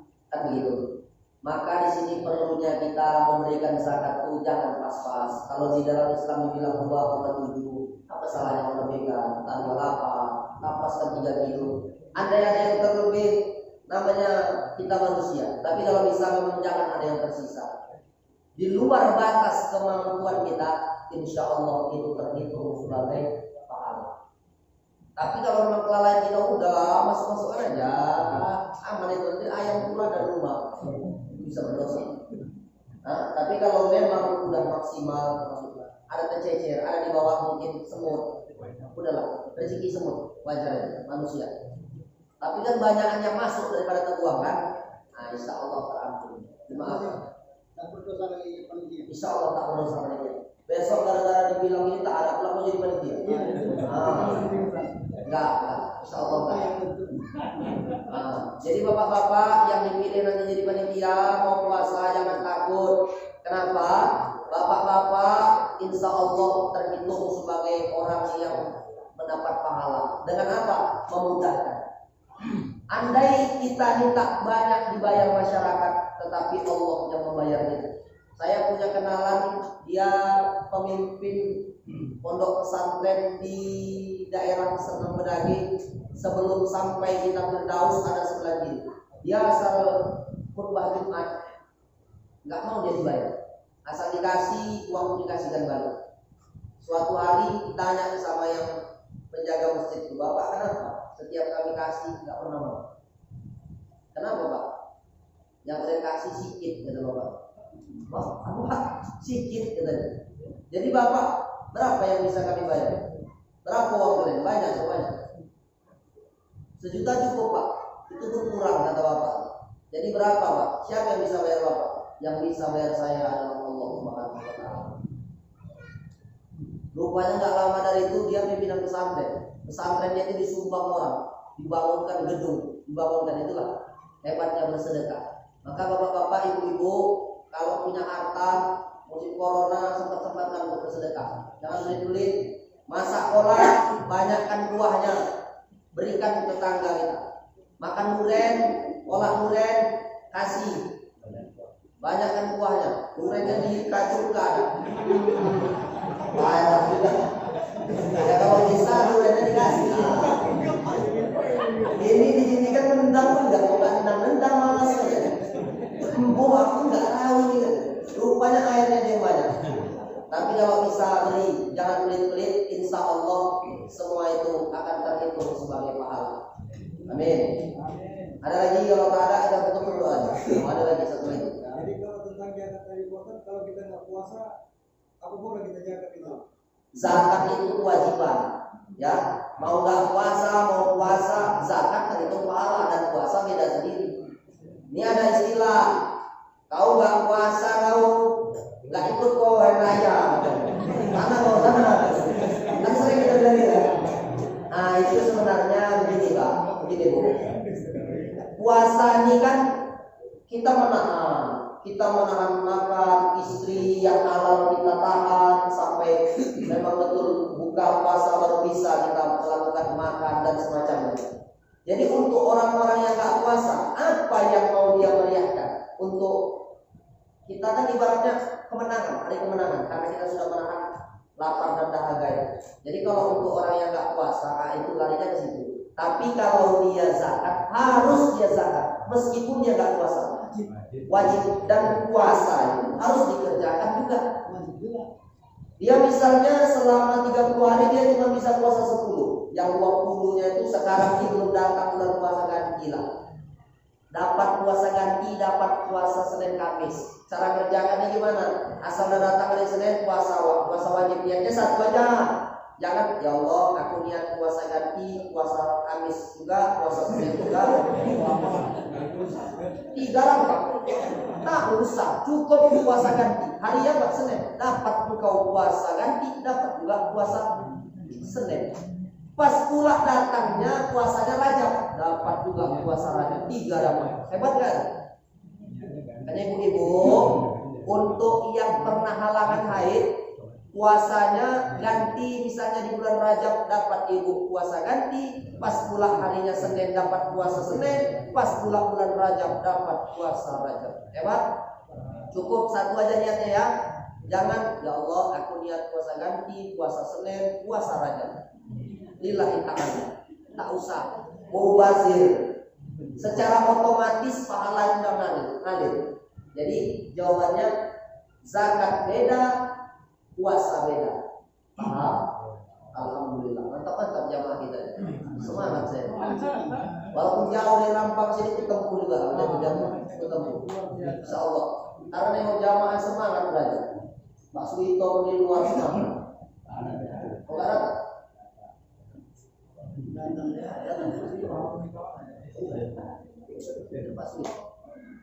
Ada lagi yang ditanya, Bu?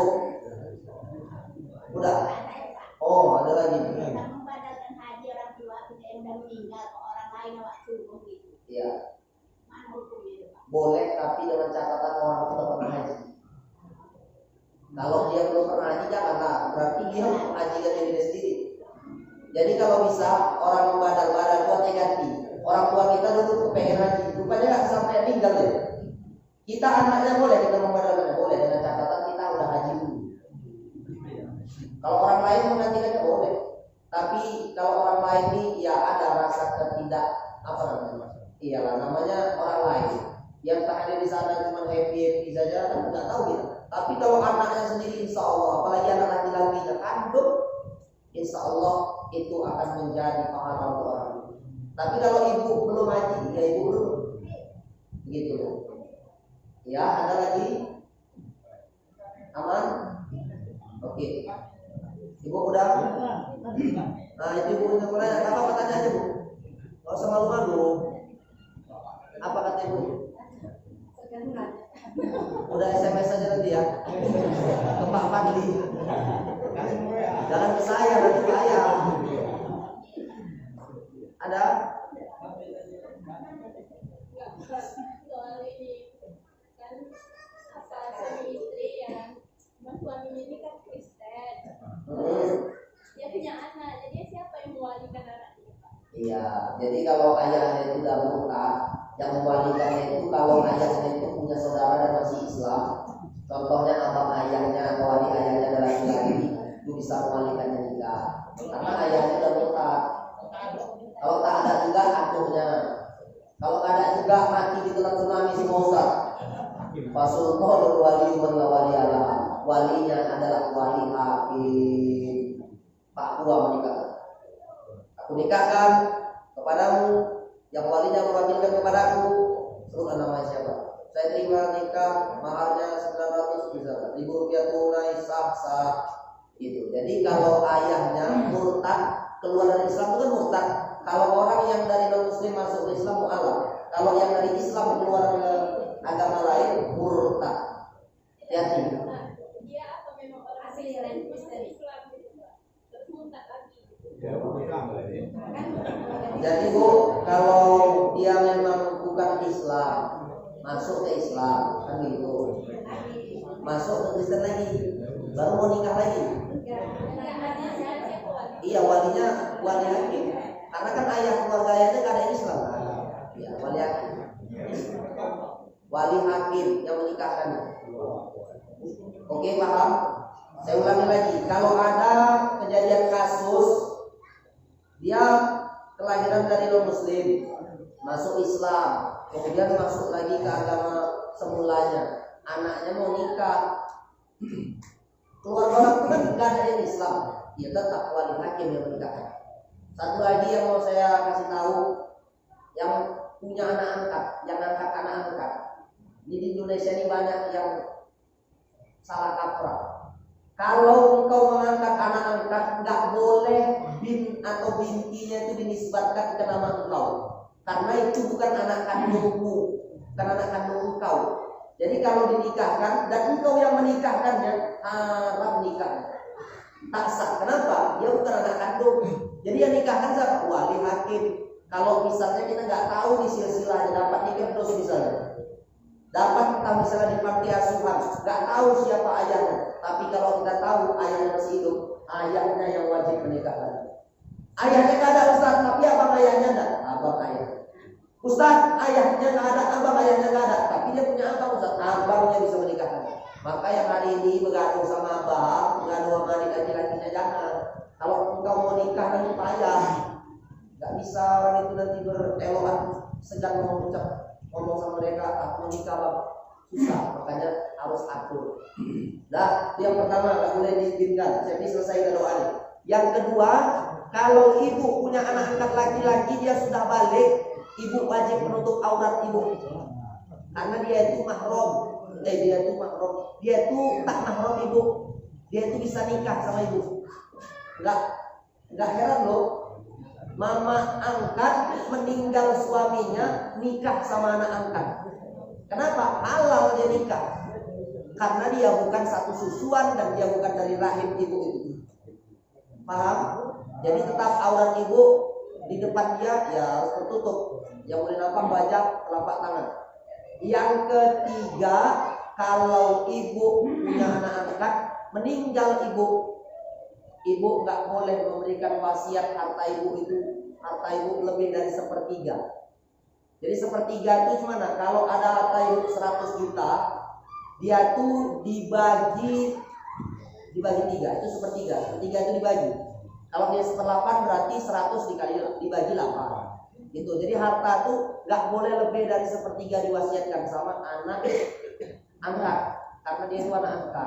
Itu saja sih. Jadi mudah-mudahan kalau anak angkat nggak boleh binnya pakai bin suami ibu, tetap binnya pakai suami. Khusus untuk nikah, tapi kalau untuk akte ya dibuatkanlah gabung sama ibu. Karena kan kita tinggal di negara Indonesia, untuk mempermudah dia nanti dapat bantuan, apalagi kayak UMKM kita kan mau keluar lagi gitu. Iya, cepat aja tahu. Oh ya, masya Allah. Ya mudah-mudahan yang ada usahanya, daftarkan. Mudah-mudahan keluar bisa bermanfaat. Oh ya, itu ya.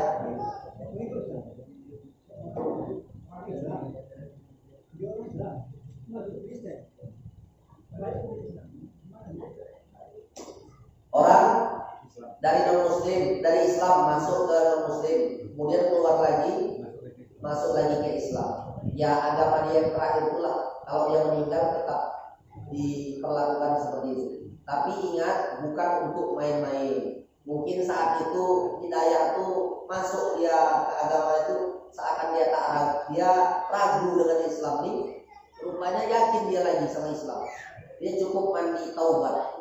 Jadi biar dosa-dosanya itu hilang, gugur. Mandi taubat itu gimana Ustaz? Ya terserah. Kalau mandinya dia di kamar mandi yang duluan basah kepala, kalau dia mandinya di sungai ya tergantung. Kalau jatuhnya duluan kepala salju, ya yang penting dia mandi taubat.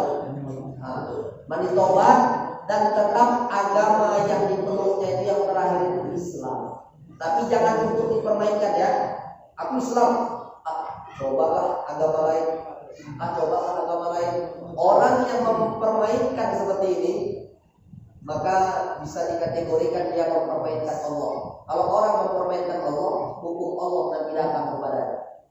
Maka nggak boleh seperti itu. Dan tetap kalau dia masuk ke agama Islam dan memang ada saksi yang menyaksikan dia bersyahadat lagi, dan itu harus disyahadatkan Pak. Bukan hanya semena-mena kau masuk Islam ya, masuk Islam ya, kapan masuk Islam? Kita nggak tahu, harus disyahadatkan, disaksikan. Asyhadu an la ilaha illallah wa asyhadu anna Muhammadar Rasulullah. Syahadat. Jangan cuma mau nikah baru syahadat. Ini kadang-kadang nikah pun syahadat Bu. Pernah saya menyaksikan. Istighfar aja pun nggak tahu. Nah, maka adik-adik ini mudah-mudahan Rasul Sallallahu Pandi-pandi mengaji, cerdas dalam agama. Jadi toh tetap dia itu harus disyahadatkan. Kalau dia sudah masuk ke dalam Islam, dia saudara kita rangkul dan dia berhak menerima zakat. Karena mu'alaf itu harus menerima zakat. Tapi ingat, nggak tiap tahun, ada masanya sampai dia memang kuat dalam beragama, baru dia tak dapat zakat lagi. Cari siapa yang ada mu'alaf lagi, ada yang mu'alaf kasih. Sampai agamanya kuat, misalnya 3 tahun dia udah kuat, 3 tahun itu aja dia dapat zakat. Tahun yang akan depannya cari siapa yang mu'alaf lagi. Jadi ada beranggapan, aku mu'alaf orang Islam ini baik sama aku, dikasih yang murah. Jadi seakan jadi penarik untuk mereka yang beragama non-muslim untuk masuk memeluk Islam. Mari kita berdoa kepada Allah Subhanahu wa taala untuk mendapat berkah dari istighfar. Astagfirullahaladzim. Astagfirullahaladzim. Alladzi la ilaha illa huwa al-hayyul qayyum wa atubu ilaih. Wa la haula wa la quwwata illa billahil aliyyil azim. A'udzu billahi minasy syaithanir rajim. Bismillahirrahmanirrahim. Alhamdulillahirabbil alamin. Wassalatu wassalamu ala asyrofil anbiya'i wal mursalin wa ala alihi wa sahbihi ajma'in. Hamdan syakirin, hamdan naimin, hamdan yuwafi ni'amahu wa yukafi mazidah. Ya Rabbana lakal hamdu kama yanbaghi li jalali wajhikal karim wa azimi sultan. Doa Allah yang Maha Pengasih, yang Maha Penyayang, ampunilah dosa kami, ampunkanlah kesalahan kami. Setelah Engkau ampunkan dosa kami, ampunkan pula dosa ibu bapa kami. Sayangi mereka ya Allah sebagaimana mereka menyayangi kami di waktu kami kecil. Tuhai Allah, kami yang berkumpul di rumah-Mu di Masjid Baitur Rahman ini, jadikanlah kami hamba yang senantiasa pandai mengkaji belajar agama Islam. Berikan istiqomah kepada hati kami, berikan istiqomah kepada lisan dan ucapan kami ya Allah, dalam kebaikan, dalam teladan yang baik, agar senantiasa kami bisa memberikan dakwah kepada orang-orang di luar sana. Duhai Allah, andai hari ini rezeki kami masih di langit, turunkanlah. Andai rezeki kami masih di dalam tanah, keluarkanlah.